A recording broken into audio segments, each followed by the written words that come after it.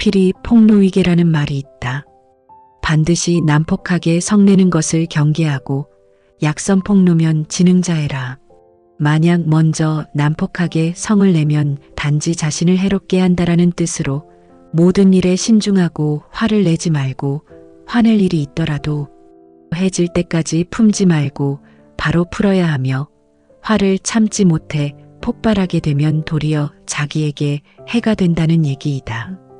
감정을 통제하지 못하고 화가 폭발하면 이성이 흐려지게 되고 지혜를 잃게 되어 옳고 그름의 판단력을 잃게 된다.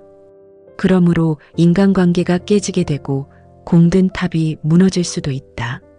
중요한 것은 화는 순간적으로 버럭 감정을 폭발하는 것만이 아니라 평소 상대에 대한 부정적 감정이 쌓여 화가 된다. 인간은 혼자서는 살아갈 수 없다. 공동체를 이루며 함께 살아간다. 그러면서 많은 사람들을 만나게 되고 의견을 나누며 살아간다. 그런데 모든 사람이 다 나와 같은 생각일 수 없고 같은 행위일 수 없다. 그러다 보니 갈등할 때가 있고 의견 충돌이 일어날 수 있으며 그러한 과정에서 감정을 드러내 화를 낼 수 있게 된다. 그러나 화를 내서는 안 된다.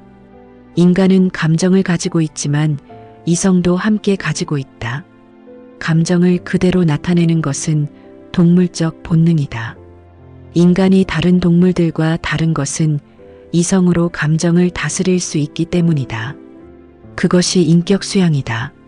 그러므로 분노의 감정을 있는 그대로 표현하는 사람은 수양이 안 된 사람이라 할 수 있다.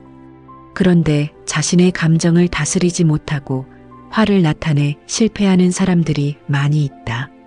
작금에 일어난 일도 그러하다. 나라의 책임자는 화를 내고 이성을 잃어서는 안 된다.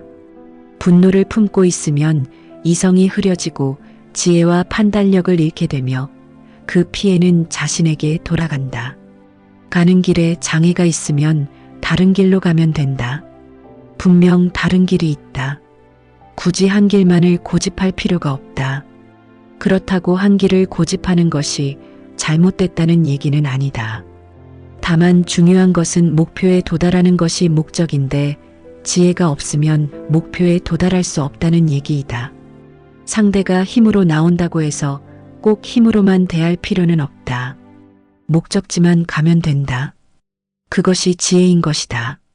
조금 더 지혜롭게 신중히 생각하고 판단할 수 있었다면 이러한 일은 일어나지 않았을 것이다. 쌓여온 부정적 감정이 분노가 되고 그 분노가 생각과 판단을 흐리게 함으로 결국 지혜롭지 못한 결과를 낳게 되고 자신을 해하는 행위가 된 것이다. 후회한들 소용이 없다. 이제 뒤돌아 생각해보니 얼마나 후회스러운 일인가. 땅을 친들 돌이킬 수 없는 일이 되고 말았다. 감정을 다스리지 못하고 분노를 폭발한다는 것은 결국 자신에게 해가 된다. 특히 나라의 통치자가 화를 폭발했을 때는 자신만이 아니라 나라 전체가 위험에 빠질 수 있게 된다. 부정적인 생각과 화는 생각과 판단을 흐리게 한다. 화를 폭발해서는 안 된다. 지혜로워야 한다. 해가 질 때까지 화를 품어서는 안 된다. 자신의 마음을 다스리는 사람은 천하를 다스릴 수 있다.